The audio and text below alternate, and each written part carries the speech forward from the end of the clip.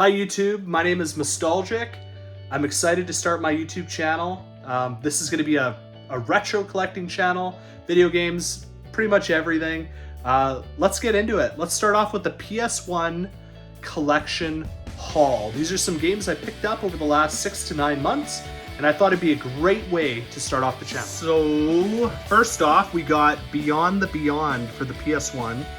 It looks like a pretty cool RPG. I don't really know anything about it, but it looks cool, and it was a little expensive, so I gotta say, I'm just happy to add it to the collection before it starts to get pricier. I also picked up Resident Evil 2 complete, so I'm pretty excited about this one as well.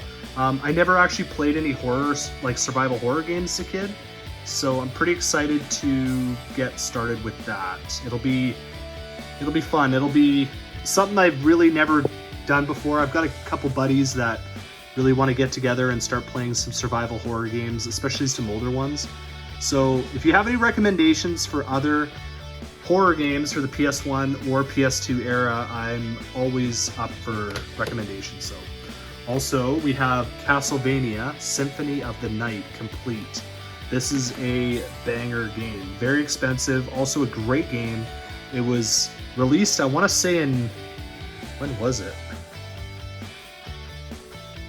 1997 by Konami. It's an older game, but it holds up so well. It's just unbelievable. Also, I picked up the Ark the Lad collection, which it's complete, and it's got I think it's got 4 games in it. It's by Working Designs, which is also a fantastic company, so you can't really go wrong with a collection like that by a company like that. That's also a very expensive game. I also have Grandia for the PS1, which is another banger. I shouldn't say I've never played it, but I've played a little bit of it, and it's so fun. It looks like a game that I would really enjoy. I know there's a lot of YouTubers out there that put a lot of content, especially when it comes to Grandia, and they say nothing but great things about it, so I'm very excited to really delve into this one and get into it.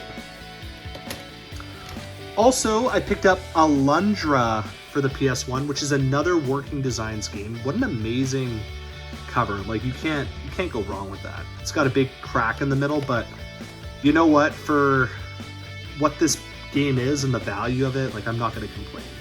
It's a pretty cool, it looks like almost like a Zelda clone, but it looks like a lot of fun, and I'm really excited to try that one out as well. Also, another survival type horror game maybe, but Parasite Eve. It is a cinematic RPG by Squaresoft, right around the time that all the Final Fantasy games were coming out, so all the bangers back in the day. This was in there as well, and it did really well, but it's not one I played, so I'm pretty excited to try that one. And then another game, another RPG, there's a bit of a theme here, but Wild Arms for the PS1. So this one is also a really good RPG, and I played a little bit of it, and I've enjoyed it as well, so it looks like a fun one to play, so once again, I'm pretty excited to try that one as well.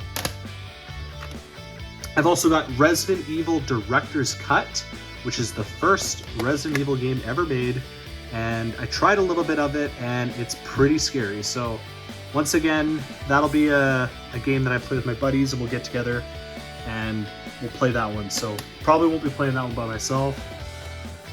Also have Wild Arms 2 that I picked up from a friend in Ontario. This I traded straight across for Super Mario Bros. 2 for the NES. So I didn't have this game, and I had a second copy of Mario, so I figured, you know what, this will be a great addition to the game room and another awesome RPG to add to the collection. Also recently picked up Saga Frontier for the PS1, which is another Squaresoft RPG. Once again, it came out in the same era, 1997, 1998, so right around Final Fantasy VII, Final Fantasy VIII period, so it's also looks like another epic RPG by Squaresoft, so I'm excited to try that one out as well. Man, what else do I have here? Now this is an interesting one. It's kind of survival horror, but not really. It's Juggernaut for the PS1. Let me tell you, this is an interesting game. We played about half of it, and it's just so weird. It's like a point and click kind of game, but it's for the PS1, and it's got horror elements to it.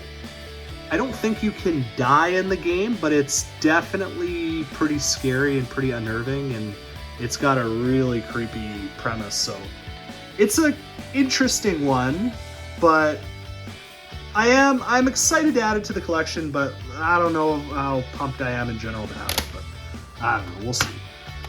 Another one, Dragon Warrior 7 for the PS1, which is another absolute banger.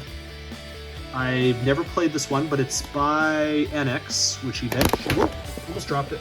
It's by NX, which eventually became Square Enix, so they merged with Squaresoft. But this is part of the Dragon Quest series, so I've heard this one's really good. I've heard it's long, but I've also heard it's very good, so I'm excited to try that one as well. Now we're getting into the two final absolute bangers, so we'll start off with one that I've been looking for a while, and I got this one complete. Unfortunately, I did spend a lot of money on it, as you could see right there by the price tag, but Xenogears for the PS1, it comes complete with the registration card. So, and it is a black label. I really try to just collect the black label ones, but here is another absolute banger of a game, another Squaresoft RPG. So I'm very, very, very excited to add this one. Played a little bit of it so far. It looks pretty cool, so I'm excited to really, really, really get into that one. And now, probably the craziest find I found is, and I got this for a really good deal, and could not believe I saw it, but here it is. It is Castlevania Dracula X for the Super Nintendo. This game is very expensive. I'd probably put this at around 350 bucks Canadian loose. And you know what? It's in pretty good condition. It needs a little bit of a clean, but the label's immaculate. There's a little dirt and scum down there, but everything on it is perfect. It works great. There is nothing wrong with this at all. It's a perfect copy. And then of course, you know, they had to throw in the manual too, which I looked up, and it's worth like 250 bucks. Like, are you kidding me? So I don't know. I'm kind of debating, do I keep this? Do I keep this and the game, and do I try to make a complete copy?